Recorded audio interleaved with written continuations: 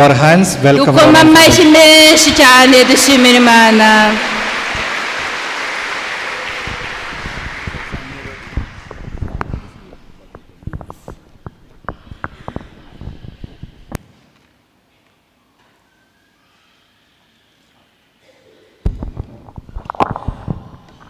Hallelujah. Hallelujah. Hallelujah. Hallelujah. Hallelujah. Hallelujah. Hallelujah. Hallelujah. First of all, I'm very glad to be with you to celebrate this Holy Mass. Brother, sound is okay. Shh. Don't do anything. Mbere na mbere yishimiye kuba ari ahangaha kugira ngo afatanye namwe muri iki gitambo cyo Karistiya. Hallelujah. Hallelujah. Hallelujah. Hallelujah. Hallelujah. Hallelujah. First of all, I'm very happy to be in Rwanda. Nubwa mbere ageze mu gihugu cy'u Rwanda. I heard a lot about the church in Rwanda, which is a very powerful church. Therefore, I am standing under the shadow of your faith. Ngo yumvise bavuga yuko kiliziya zo mu Rwanda ari kiliziya zikomeye cyane, ngo ubu ngubu rero yishimiye ko bahagaze ahangaha ashyigikiwe n'ukwemera kwanyu gukomeye. When we were waiting for the Holy Mass, I was really being with you, untiringly singing glory to God, so vibrant a community. Ngo mbere yuko dutangira misa yatwumvaga turirimba dusingiza Imana, ngo mbega umuryango mwiza ukwe unogeye Imana. I've gone practically all over Europe, America, Australia, and more than 40 countries in the world, but I've never seen such an active and lively, powerful community. Ngo yagiye ahantu henshi, yagiye i Burayi, yagiye mu bihugu byinshi, ariko ngo n'ubwa mbere abonye umuryango w'Imana ukomeye ugusingiza Imana. And certainly my appreciation for Father Jean-Peter, who is the parish priest here. By'umwihariko kandi arashimira na Padiri mukuru wacu, Padiri Jean Pierre. And much more when I knew that this is a Pallotti parish, I'm more indebted to you. By'umwihariko kandi ahangaha muri Paroisse yacu twese turahuza tugahuza ubumwe. Because my first initiation to join the priesthood was by a Pallotti priest who invited me. By'umwihariko kandi arashimira n'abapadiri bamutumiye ngo aze kubana natwe hano. Hallelujah. Hallelujah. Hallelujah. Hallelujah. Hallelujah. Hallelujah. And during this healing mass, I wish and pray you may receive abundance of blessings. Muri iri sengesho rero ryo gukizwa indwara, ngo aradusabira cyane kugira ngo twese twakire umugisha utagereranije. And for information, every mass is a healing mass. Kandi tujye tumenya yuko buri gitambo cya misa cyose ari igitambo dukirizwamo. There are a number of healings and miracles taking place during every holy mass. Dukizwa ibindwara nyinshi, dukizwa ibibazo byose dufite muri buri gitambo cy'Ukaristiya dutura. All that you need is believe and claim powers and miracles from God. Ayo rero twahuriye mu gitambo cy'Ukaristiya dusenga dusingiza Imana, imbaraga z'Imana ziramanuka zikatugeraho.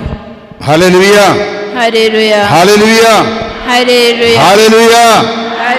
Hallelujah. Hallelujah. Hallelujah. Hallelujah. Hallelujah. Yesu akuzwe. Iteka ryose. Yesu akuzwe. Yesu akuzwe. Iteka ryose. Praise the Lord. Hallelujah. Well now, my brother, my sister, if I ask you, why did you come here? What would be your answer? Ngo se Padiri akubajije ngo kuki waje ahangaha wamusubiza iki? If you get this question, why did you come here? Have you got any answer for you?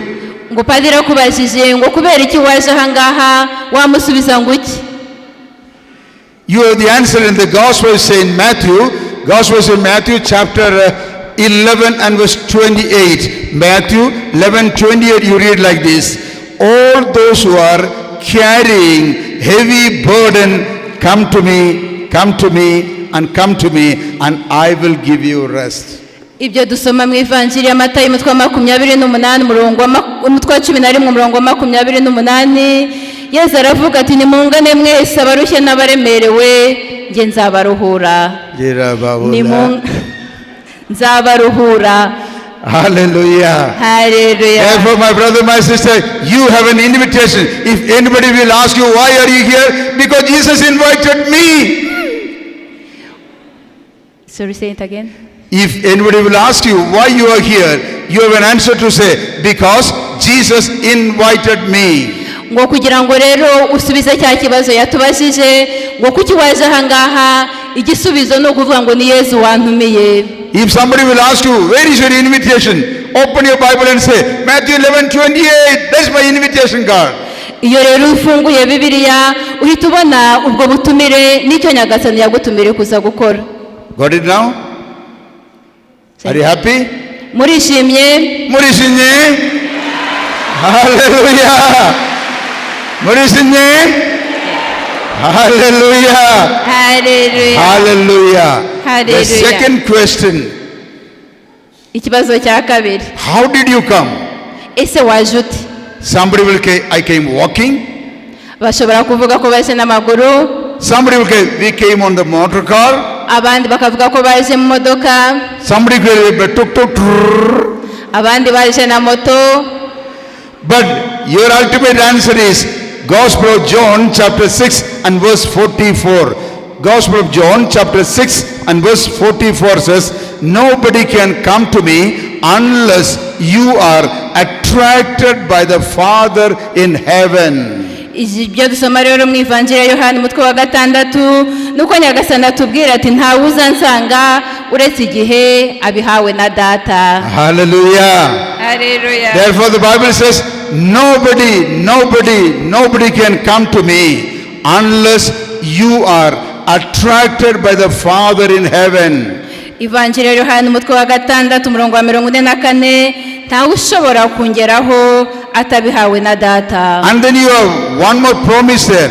Gospel of John chapter 6 and verse 37. John 6:37 says, anyone who will come to me, I will never send you back empty-handed. Hanyuma ibyo dusoma mu Ivanjiri ya Yohana umutwe wa 6 umurongo wa 37, Yesu aragira ati uwo Data mpa wese angeraho kandi uzansanga sinzamujugunya hanze. Therefore the Bible, it gives a promise. Anyone and everyone who is coming by the attraction of God the Father, Jesus says, I will not send you back empty-handed, which means you are assured of a promise. Yesu rero akatubwira ati uwo Data wese anyoherereza araza akangeraho kandi simusubiza mu rugo amaramasa. Iryo ni ryo sezerano Yesu aduha. Hallelujah. Hallelujah. Hallelujah. Hallelujah. Hallelujah. Hallelujah. You are assured of a promise. Twese rero hari isezerano dufite. You are assured of a blessing. Hari isezerano riduha umugisha. You are assured of a healing. Yesu atwemerera kudukiza. And you are assured of the gift of the Holy Spirit. Akatwemerera ko azaduha Roho Mutagatifu. Takatifu. Roho Mutagatifu. Roho Mtakatifu. Hallelujah. Hallelujah. Hallelujah. Hallelujah. Therefore, all that you need now is simply Gospel of Matthew 7:7. Matthew 7:7. Ask, it shall be given to you. Seek, you will find, and knock, it shall be opened for you. Ibyo dusoma mu Ivanjiri ya Matayo umutwe wa 7 umurongo wa 7, Yesu aragira ati nimusabe muzahabwa, mushakashake muzaronka, mukomange muzakingurirwa. Hallelujah. Hallelujah. Hallelujah. Hallelujah. Hallelujah. Hallelujah. And the readings today is inviting us to think about our end times. Ibyo twasomye rero uyu munsi biradutumirira gutekereza ku gihe cyacu tuzaba turangije ubuzima bw'aha ngaha. It is talking about the last days History? It is talking about our end times or the last days. Ivanjiri uyu munsi n'inyigisho twahawe iratwerekeza ku gihe cya nyuma. So we ought to be prepared for that. Twese tugomba kwitegura gupfa. Because Jesus says, I am coming with the blessings for all of you. Yezu yaratubwiye ati nzagaruka mbatware mwese. Hallelujah. Hallelujah. Hallelujah. Hallelujah. Hallelujah. Hallelujah. This morning I got a news from my home that my elder brother passed away. Uyu munsi arimo aratubwira ati uyu munsi numvise amakuru ambwira ko mukuru wanjye yapfuye. We are 10 in the family. Iwabo ni 10. He is the first one, I am the 7th one. Niwe wapfuye n'imfura, niwe wamukurikiraga. Naturally, then the fathers asked me, Father, do you want to go back to India to attend the funeral of your brother? Hanyuma noneho ngo bapadiri bagenzi mu gitondo bamubajije batese padiri urashaka gutaha kugira ngo ujye gushyingura umuvandimwe wawe. I told my people back home, I am doing God's work in Rwanda. Therefore, my people in Rwanda will pray for my brother. Whether I bury him or another priest bury him, he will go to heaven. Aravuga ati ubundi mupadiri azamfasha kumushyingura ndakomeza nifatanye n'abanyarwanda bamfashe gusabira umuvandimwe wanjye wapfuye. Because Jesus said, if you have put your hand on the plowshare, don't look back. Unless you leave your father and mother, you will not be worthy to be my disciple. Yezu akavuga ati umuntu watangiye gukora umurimo agasubiza amaso inyuma akajya kureba se na nyina uwo ntakwiriye kuba uwanjye. Hallelujah. Hallelujah. Hallelujah. Hallelujah. Hallelujah. Hallelujah. Hallelujah. Hallelujah. Hallelujah. Hallelujah. Hallelujah. When we are thinking of celebrating the feast of Christ the King next Sunday, so we are thinking about Jesus coming as the royal king. Ku cyumweru gitaha tuzaba turimo twizihiza umunsi mukuru wa Kristo umwami ubwo tuzaba tuzirikana Yezu Kristo umwami. How do we understand Jesus as the king? How do we know that he is the king? Ni bande bazi yuko Yezu Kristo ari umwami? Hallelujah. Hallelujah. No. Not like that. How do we know that Jesus is the Ni king? gute dushobora kumenya ko Yezu Kristo ari umwami? Ni gute? Okay. Praise the Lord. Hallelujah. Hallelujah. Hallelujah. Hallelujah. Hallelujah. The Bible will prove that. Bibiliya itubwira yuko First of all, we will read in the gospel the promise of Jesus coming, book of Isaiah chapter 9 and verse 6. Isaiah 9 and 6. 9:26. Yeah, chapter 9 verse 6. A child is born for you, authority rests upon his shoulders. He shall be called a wonderful counselor, a mighty God, a prince of peace, an everlasting counselor. Book of Isaiah chapter 9 and verse 6. Ibyo dusoma mu gitabo cy'umuhanuzi Izayi umutwe wa 9 murongo wa 6, hazaba ingoma irambye n'amahoro atagira iherezo ku ntebe ya Dawudi n'ubwami bwe, azabishinga kandi abikomeze mu butungane n'ubutabera ubu n'iteka ryose. Uhoraho umugaba w'ingabo azabisohoza kubera umwete we wuje urukundo. Amen. Amen. Amen. Amen. Therefore, the Bible is promising a child is born for us. Nibyo rero ijambo ry'Imana ritubwira yuko umwana azatuvukira. Authority rests upon his shoulders. Uwo mwana watuvukiye twahawe w'umuhungu, ubutegetsi bukaba bumuri ku bitugu. Two questions. Who is this child? Uwo mwana w'umuhungu bavuga ninde? What is his authority? Uwo mwana w'umuhungu bavuga ninde? To know who is this child, you will go back to Gospel of Luke chapter 2. Luke chapter 2 and verse 10. Gospel of Luke chapter 2 and verse 10 says, the angel came and told the shepherds. The angel came and told the shepherds, fear not, do not be afraid. I come to you with the good news of great joy. Today, in the city of David, a Savior is born for you. kugira ngo rero tumenye uyu mwana w'umuhungu uvugwa mu gitabo cy'umuhanuzi Izayi, turasoma ivanjiri ya Luka umutwe wa 2 umurongo wa 10 ahagira hati, marayika arababwira ati, mwigira ubwoba kuko mbazaniye inkuru ikomeye cyane izashimisha umuryango wose. None mu mujyi wa Dawudi mwavukishije umukiza, ariwe Kristo Nyagasani. Amen. Amen. The angel said, number 1, do not be afraid. Marayika yaravuze ati, mwigira ubwoba. Mwigira ubwoba. Ubobla. Hallelujah. Hallelujah. So the angel said, do not be afraid. Marayika arababwira ati, mwigira ubwoba. So being the healing mass, my brother, my sister, your first healing, your healing starts here now. Number 1, you are healed of all your fear. Ukubera ko rero umukiza yari yatuvukiye, yarababwiye ati, ubwoba bwose burangirira. Fear of darkness. Fear of darkness. Gutinya umwijima. Fear of death. Gutinya urupfu. Fear of animals. Gutinya inyamaswa. Fear of your enemy.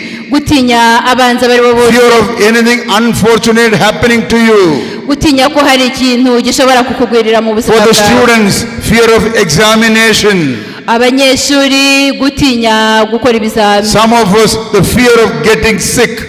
Ndetse hari n'abatinya kurwara. Above all, the fear of the Satan. Hanyuma rero tugatinya by'umwihariko na sekibi. Hallelujah. Hallelujah. So in this healing mass, my brother, my sister, you are getting healed of all kinds of fears. Muri iki gitambo cy'Ukarisiya aradusabira kugira ngo twese Nyagasani tubohore ku cyitwa ubwoba. Do you believe that? Murabishaka? Do you believe that? Are you claiming a healing upon you now? Are you claiming a healing? Ese uwo mukiro uko gukira murakwakiriye? Bagiye kudubohora ku bwoba bwose. Lift up your right hand. Tuzamura akaboko kacu. All those who are having any kind of fear, stress, anxiety, worries, we are praying for you now. Abafite abagira ubwoba, abahangayika, abagira agahinda gakabije, bazamura akaboko bagiye kubasengera muri aka kanya. God, a loving Father, I pray in a very special way. By the promise of God, through Gospel of Luke chapter 2 and 10, we claim the healing from all kinds of fear that is afflicting all my people right now, this moment, in the mighty name of Jesus. Amen. Kwese tuvuge amen, twakira iryo sengesho. Hallelujah. Hallelujah. Hallelujah. Hallelujah. Hallelujah. Hallelujah. Praise the Lord. Hallelujah. Say, Jesus is my God. Tuvuge ngo Yesu ni Imana yanjye. Jesus is my God. Yesu ni Imana yanjye. Yesu tumatulache. Yesu ni Imana yanjye. Yesu ni Imana yanjye. Yesu ni Imana yanjye. Yesu ni Imana yanjye. Yesu ni Imana yanjye. Yesu ni Imana yanjye. Yesu ni Imana yanjye. Yesu ni Imana yanjye. Clap your hands and thank God. Dukomera amashyi dushimira Imana.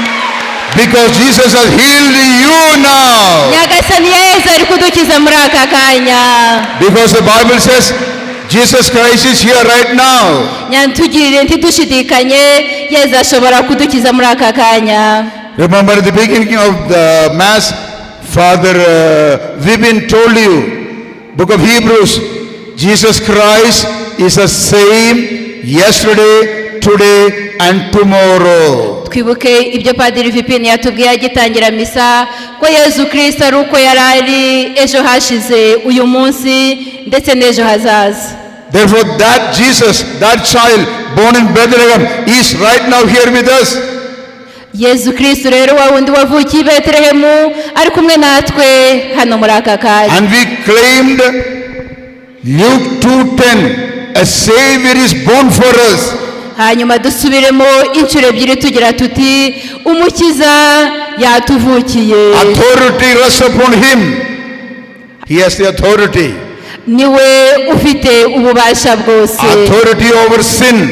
Niwe ufite ububasha bwo gukiza. Authority over the Satan. Niwe utsinda shitani. Authority over all evil powers. Niwe utsinda imbaraga zose za nyakibi. Authority over your sicknesses. Niwe utsinda agakiza uburwayi bwose. Hallelujah. Hallelujah. Hallelujah. Hallelujah. Hallelujah. Hallelujah. Praise the Lord. Hallelujah. That brother sitting there with that light blue shirt, can you stand up? There one couple sitting there, no, one sister and brother. Umuntu wicaye ku ntebe ya gatatu wambaye ishati irimo amabara y'ubururu ashobora guhaguruka.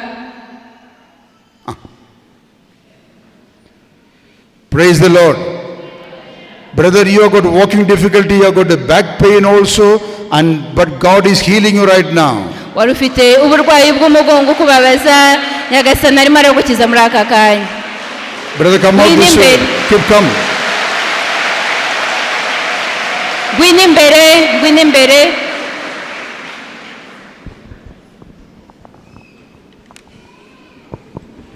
Hallelujah. Hallelujah. Hallelujah. Hallelujah. We are not only seeing now that he is walking, but we are praying at the same time. Many more people are going to get the healing now. Uko dukomeza dusingiza twese nk'umuryango umwe abenshi muri twe Nyagasani arabakiza. Hallelujah. Hallelujah. Hallelujah. Hallelujah. Hallelujah. Hallelujah. Hallelujah. Thank you, Jesus. Urakoze Yesu. Hallelujah. Hallelujah. Hallelujah. Hallelujah. Hallelujah. Hallelujah. Hallelujah. Hallelujah. I saw him coming through the back door that side. When I saw him walking outside the church and coming that way, I just saw him passing through those windows. But then the Holy Spirit told me, there is someone who is going to get a healing today. Ngo padiri yamubonye ari hanze arimo yinjira hanyuma Roho Mutagatifu aramubwira aturiya muntu araza gukira uyu munsi. Hallelujah. Hallelujah. Hallelujah. Hallelujah. I only saw your head and this top portion of the blue shirt when you had been passing through those two windows there. Ngo padiri yakubonye ubwo watambukaga hariya yakubonye mu idirishya. So I did not know what was your condition, what is your name, but Holy Spirit told me that God is going to touch you today. Ngo ntabwo akuzi ntazi izina ryawe ariko Roho Mutagatifu yamubwiye ko uyu munsi Imana iza gukora ikagukiza. Hallelujah, hallelujah, hallelujah, hallelujah, hallelujah, hallelujah. Let the mighty power of the deliverance and the healing come upon you right now this moment. Receive the healing, receive the healing in the mighty name of Jesus the Lord. Hallelujah, hallelujah, hallelujah, hallelujah, hallelujah, hallelujah. Brother, what is your name? Witwa nde? Bosco. Don Bosco, you are a great man. You are getting the power of the intercession of Saint John Don Bosco. Ngo uri umuntu mwiza ujye witabaza abazina bawe Mutagatifu Yohani Bosco. How long you had this walking difficulty? Ngo umaze igihe kingana iki ufite uburwayi bwo kutabasha kugenda neza? 5 years. 5 years. 5 years. But remember, there was a man lying down paralyzed 38 years by the pool of Bethesda, and Jesus went there and told him, take up your bed and walk. Yesu rero nawe yagiye areba abantu bari bimuga aramubwira ati haguruka. In the same manner, Don Bosco, lift up your stick and walk. Ngo fata inkoni yawe uyizamure ugende utayikoresha. You simply walk. Hold it up, hold it up. Ugenda utayikoresha. Hold it up. Hallelujah. Hallelujah. Hallelujah. Hallelujah. Hallelujah. Praise you. Thank you. Praise you. Hallelujah. Hold it up. Yizamura inkoni. Hallelujah. Hallelujah. Hallelujah. Hallelujah. Praise the Lord. Hallelujah. Brother, what is your name? What is your name? Witwa nde? Matthias Eucharist. How long Matthias is having this problem? Ngo maze igihe kingana iki urwaye? You had a stroke and you could not walk since that time. ngo wagize ikibazo cya stroke ntiwabasha kongera kugenda neza. Okay, Matthias, God is healing you now. Already 80% healing has come upon you. Nyagasani rero arimo aragukiza muri aka kanya, wakire umukira guhaye. Hallelujah. Hallelujah. Hallelujah. Hold the stick here now. Kurikira padiri. Keep walking. Genda, kurikira Keep padiri. walking. Keep walking. Walking. Walk straight. Genda. Keep walking and walking. Ukomeze ugende. Okay, now you leave the stick. All of you pray for him now. Twese tumusengere. Hallelujah, hallelujah, hallelujah, hallelujah, hallelujah, hallelujah, hallelujah, hallelujah, hallelujah. Hallelujah, hallelujah, hallelujah, hallelujah, hallelujah, hallelujah, hallelujah, hallelujah. Kurikira padiri. Keep walking. Walk in the light. Yes. Keep walking. Keep walking. And keep walking. Keep walking. Oh Jesus. Oh Jesus. Oh Jesus. Oh Jesus. Have mercy on him, O Lord Jesus. May the power of Jesus come unto you. Yes. Hallelujah. Hallelujah. God is blessing you. Nyagasani araguhaye umugisha. At this moment now, anybody with a weak leg or weak hands having walking difficulty, try to stand up. Anybody having any walking difficulty or weak legs or problem with the hands, stand up now. Abafite ikibazo cyo kutabasha kugenda neza muri aka kanya nimuhaguruke mwese. Stand up and claim a healing for you. Muhaguruke mwakire ugukira Nyagasani abahaye. And come walking towards the Lord Jesus now. Mwakire ugukira Nyagasani Yezu abahaye, muze hano imbere. And believe the Lord is healing you. Keep walking towards. Move your hands, move your legs and come closer. Tugerageze abatabasha kugenda tukoresha amaguru yacu tuze hano imbere, ndetse n'abafite ibibazo byo mu maboko mwese muze hano imbere. If Jesus can heal Eucharistia, if Jesus can heal Don Bosco, this moment the healing coming upon you, I receive the healing because this is the healing mass. Ari gukiza Jean Bosco na Mateso, natwe twemere ko twese Nyagasani adukiza. Hallelujah. Hallelujah. Hallelujah. Hallelujah. Hallelujah. Hallelujah. Hallelujah. Hallelujah. Hallelujah. Hallelujah. Hallelujah. Hallelujah. Hallelujah. Hallelujah. And the Bible says when Jesus came into the house of Peter, they brought all the sick people towards him. Igihe Yesu yari yasuye wa muryango, abantu bose bamuzaniye, abarwayi bose bari hafi aho ngaho kugira ngo barambure. And Jesus healed them all. Abo bamuzaniye bose Yesu yarabakijije. We are here in the name of Jesus Christ. Twese turahangaha mu izina rya Yesu Kristo. Jesus said, all those who carry heavy burden come to me, I will give you rest. Yesu akatubwira ati abarushye n'abaremerewe mwese nimuze munsange nzabaruhura. Jesus inviting you. Yesu niwe wadutumiye. My brother, my sister, number one, believe in Jesus Christ. Bakristo bavandimwe, twese nimureke twemere Yesu Kristo. He has the authority. Yesu afite imbaraga n'ububasha kuri. And book of Isaiah chapter 22 and verse 22. Ibyo dusoma mu gitabo cy'umuhanuzi Izayi umutwe wa 22 umurongo wa 22. He has the keys of the kingdom of David. Niwe ufite urufunguzo rw'ubwami bw'ijuru. Whatever he opens, nobody can shut it. Icyo azafungura ntawe ushobora kongera kugifunga. Whatever he shuts, nobody can open it. Aho azafunga ntawe uzongera kuhafungura. He is the one having the keys of David. Nyagasani niwe ufite rwa rufunguzo. And he is Christ the King. Kandi ni umwami. Hallelujah. Hallelujah. And book of Revelation chapter 3 and verse 7. Revelation 3:7. Ibyo dusoma mu gitabo cy'ibyahishuwe umutwe wa 3 umurongo wa 7. And the one having the keys, whatever he opens will be opened for you. Kandi Nyagasani afite urufunguzo aho azadufungurira. And nobody can shut it. Aho azadufungura ntawe uzongera kuhafunga. And that is Jesus Christ. Uwo rero nta wundi ufite urufunguzo ni Yesu Kristo. Hallelujah. Hallelujah. Hallelujah. Hallelujah. Gospel of Matthew chapter 16 and verse 19. Matthew 16:19. Ibyo dusoma mu ivanjiri ya Matayo umutwe wa 16. Jesus told Peter. Yesu abonye Petero. Whatever you shut on earth will be shut in heaven. Whatever you open on earth will be open in heaven. aramubwira ati nguhaye urufunguzo, ibyo uzafunga ku isi uzabifungiranye, n'ibyo uzafungura no mu ijuru bazabifungura. Therefore this moment, my brother, my sister, believe in Jesus, repent over your sins. bakristo bavandimwe, nimureke twemere Yezu Kristo, twicuza ibyaha byacu. Repent over your sins twese twicuza ibyaha and byacu believe in Jesus Christ. kandi twemere Yezu Kristo, You will be saved nyagasani and your araturokora family will be saved. ndetse n'imiryango yacu ayirokora. Hallelujah. Haleluya, Hallelujah. haleluya. More than 150 people here having severe back pain. The Lord is healing you now. nyagasani akijije abantu bagera ku 150 bari barwaye umugongo. Hallelujah, hallelujah, hallelujah, hallelujah. Hallelujah, hallelujah, hallelujah. Hallelujah, hallelujah, hallelujah. Haleluya, haleluya, And haleluya. more than 330 people having pain, shoulder, back, neck. Jesus healing you now. abagera kuri 300 bari barwaye mu ntugu, ku ijosi, nyagasani yabakijije. Hallelujah, hallelujah, hallelujah. Hallelujah, hallelujah, hallelujah. Hallelujah, hallelujah, hallelujah. Hallelujah, hallelujah, hallelujah. Hallelujah, hallelujah, hallelujah. Praise the Lord. Praise the Lord. Haleluya. Some people are having severe back pain or knee problem.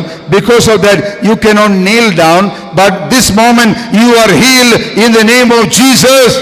abantu benshi bari barwaye umugongo watumaga batabasha kunama ndetse no mu mavi ntibabashe gupfukama, abo bose nyagasani arabakije mu izina rya Yezu Kristo umwami wacu. Hallelujah, hallelujah, hallelujah, hallelujah. Hallelujah, hallelujah, hallelujah. Praise the Lord. Praise the Lord. Hallelujah. Examine your body now. There are some ladies who are tumor in the breast or a growth in the breast. Now that has disappeared. Ladies having tumor or growth in the breast has disappeared. hari abadamu bari batangiye kugira ibibyimba mu mabere ndetse na kanseri, ubwo burwayi nyagasani arubakishije. Hallelujah, hallelujah, hallelujah, hallelujah. Hallelujah, hallelujah, hallelujah, hallelujah. Hallelujah, hallelujah. Praise the Lord. Praise the Lord. Hallelujah. This mama can walk now. Mama, what is your name? Witwa nde? Aponaria is going to walk without your stick now. Ngo ugiye gutangira kugenda utagendera kuri imbago. Do you want to walk now? Ngo urashaka kugenda You have received utagendera a kuri back pain, your inkoni. legs are weak, but Jesus has strengthened you now. Ngo nyagasani Yesu agakomeza umugongo wawe n'amaguru yawe ukagenda udakoresheje iyi nkoni. Urabishaka? Do you believe? Ese uremera? Islamela. Uremera? Wemera Imana? Shibirizi. Okay, then you do one thing. Lift your stick like this and start walking now. Ngo fata iyi nkoni uyicurike hanyuma ugende utayikoresheje. You don't need this stick. I am going to take it to India now. Ngo ntabwo ayigusubiza, araza kwitahana walking. mu Buhinde. Come walking. Mukurikire. Come walking. Utayigenderaho ugire ukwemera, ukurikire padiri. Gende. Izere ugende. Walk, walk. Like that. Come. Genda cyane utera intambwe wihuta. Hey, clap your hands and thank God. There she's going. Hallelujah, hallelujah. Hallelujah, hallelujah, hallelujah. Hallelujah, hallelujah, hallelujah. Praise the Lord. Mama Hallelujah. Oh, she wants to come up here. Okay. Come here. Gwin. She's running already. Come. Ongera ugaruke wihuta. Zamuka. One more. Ongera. Hey, now she wants to run here now. Okay. Ngaho noneho ukora nk'ibipadiri ari kukwereka, ihute hano ugenda. Hallelujah, hallelujah, hallelujah. Praise you, praise you, praise you, Lord. Hallelujah, hallelujah, hallelujah. Come back. Subira inyuma. Hindukira. Ngwino noneho ongera uze. Praise the Lord. Now if they sing a song, she will dance. Urumva bimeze bite maguru?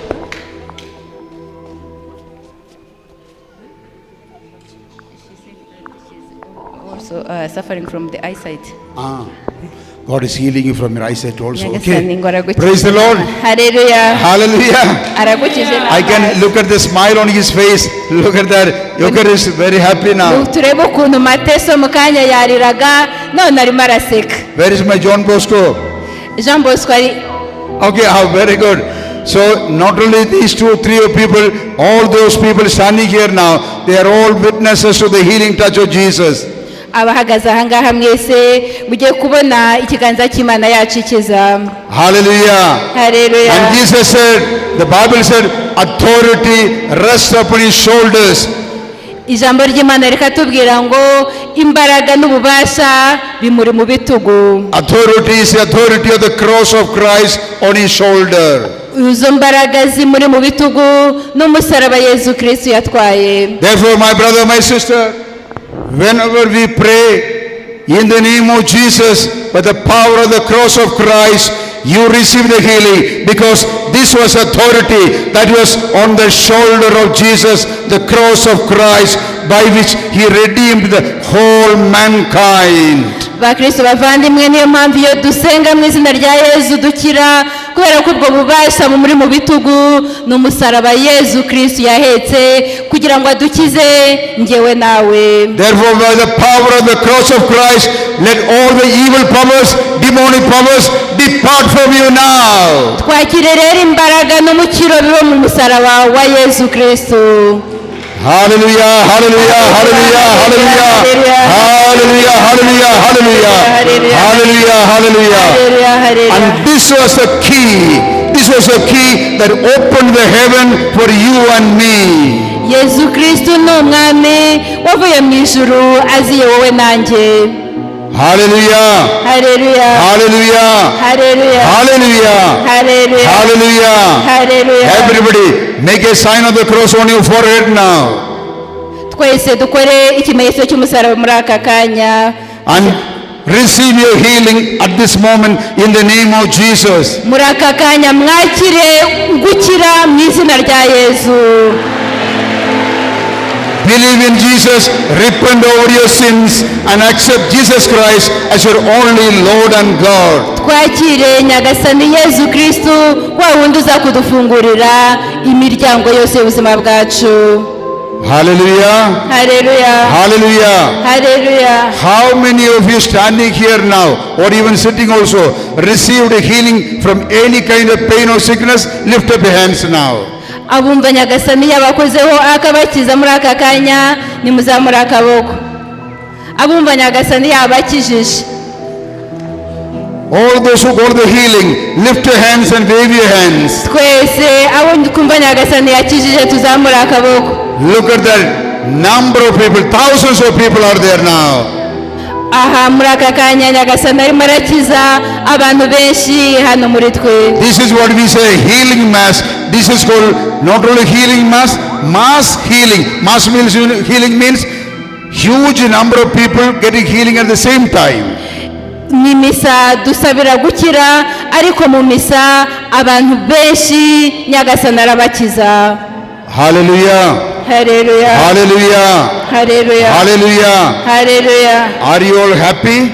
Ngo mwese murishimye? Are you happy? Murishimye? If you are happy, give a mighty clap to the Lord. Nimba twishimye dukomere. And the choir will sing. Hallelujah. Are you going to sing a song now? The choir? Sorry. Are you going to sing a happy song? I'm asking the choir, are you going to sing a happy song now? Ese korali iradufasha kuririmba indirimbo y'ibyishimo. Idufasha gushimira Imana tukabyina tukaririmba. Yes. Okay. All those having any pain, sickness, ailment, just claim and believe a mighty healing now. Twese rero twemere ko Nyagasani yadukozeho akaba yaradukijije.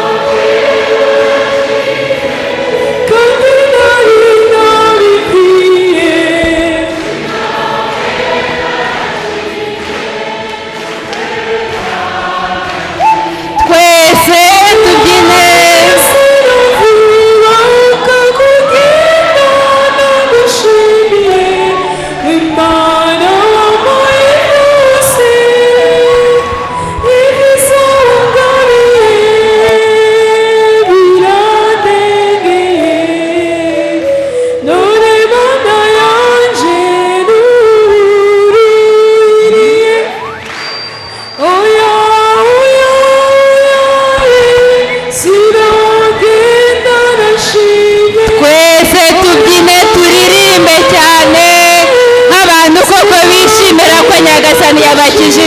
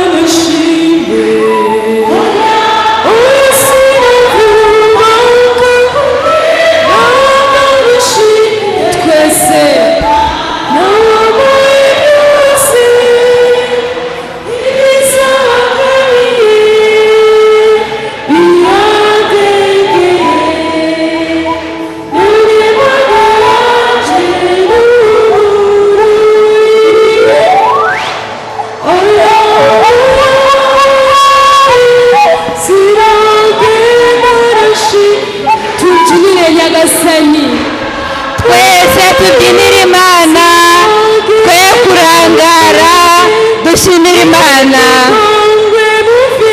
Kaza, kaza, kaza, yiburi.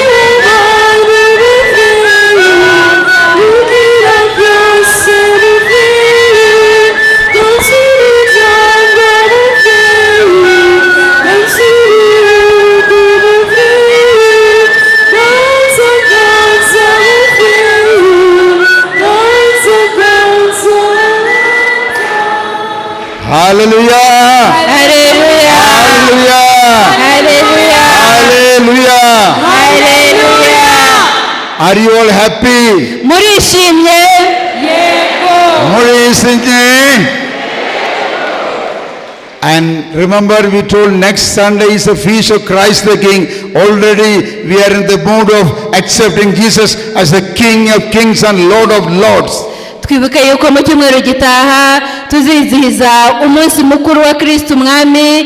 Twe rero twatangiye ibirori byo kwizihiza Kristo Umwami nk'umwami nyine, umwami w'abami, umwami w'ijuru n'isi. And there are a number of people getting so many other gifts also.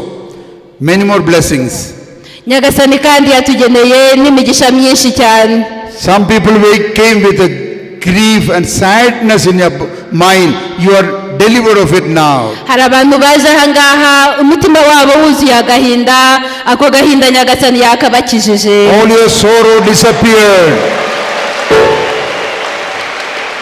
And there are some of you getting financial blessings. You don't have your own house. God is going to bless you with your own house. Nyagasani kandi yaduhaye n'umugisha utuganisha kubona ubutunzi. Hari benshi batari bafite inzu, Nyagasani yahaye kubasha kubaka inzu zabo. Hallelujah. Hallelujah. And the Lord is showing there are some ladies with a uterus problem and bleeding. God is healing you from that. Nyagasani kandi yakijije n'abadamu n'abakobwa bari bafite ikibazo muri nyababyeyi bababaraga, ubwo burwayi yabibakijije. Hallelujah. Hallelujah. Hallelujah. And many of you with eye problem, visual problem, cannot see properly, or watering of the eye, pain, God is healing you now. Nyagasani kandi arimo arakiza abantu barwaye amaso batabonaga neza, abamaso yazagamo amarira cyangwa bayakubaga, ubwo burwayi Nyagasani yabudukijije. Hallelujah, hallelujah, hallelujah, hallelujah, hallelujah, hallelujah, hallelujah, hallelujah. More than 59 men, 59, having prostate cancer, the Lord is healing you now. Abagabo bagera kuri 59 bari bafite kanseri muri prostate, Nyagasani yayibakijije. Hallelujah. Hallelujah. And your problem was your pain while passing urine, and then it takes frequent urination, and also burning sensation while passing the urine. all those symptoms will disappear, which is a sign that you are getting the healing. abanyabo rero bari barwaye ubwo burwayi bakundaga gushaka kujya kwihagarika kenshi cyangwa bajya kwihagarika bakababara, muzamenya ko mwakize, ibyo bimenyetso bitangiye gushira. Hallelujah. Hallelujah. Hallelujah. Hallelujah. Hallelujah. Praise the Lord. Hallelujah. Some people short-tempered, getting angry very soon and become violent. That is a demonic power. But now you are delivered of that. You become gentle and calm.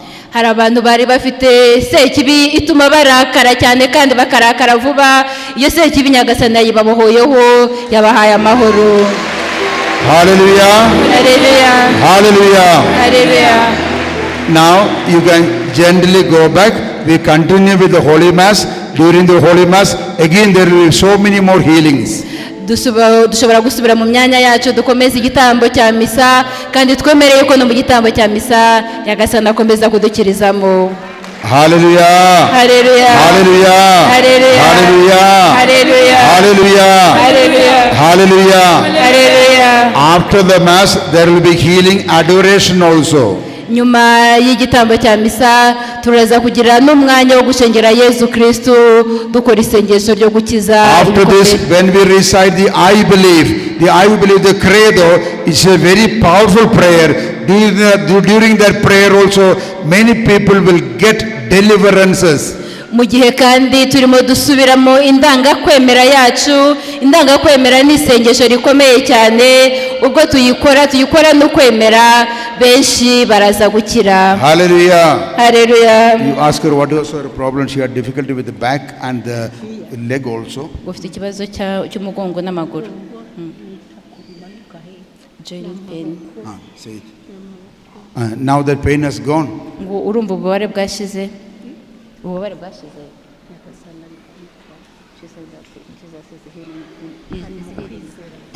Praise the Lord. Hallelujah. So you bend down and bow down and thank you, Jesus. turebe. Oh, praise the Lord. She was Hallelujah. having back pain and a severe problem with the back, could not bend down for many years. Now she got the healing. ngo hari umuntu utarabashaga ntabwo bashaka kunama. Amen.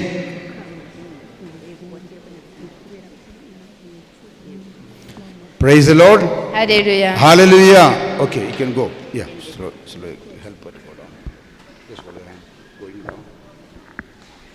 Praise the Lord.